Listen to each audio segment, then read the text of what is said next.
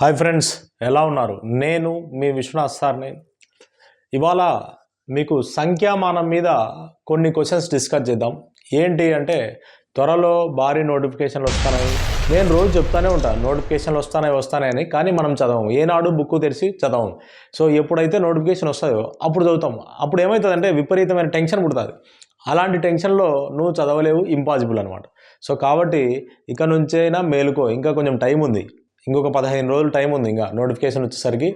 So DSC వాళ్ళకైతే ఫిబ్రవరిలో ఉంది.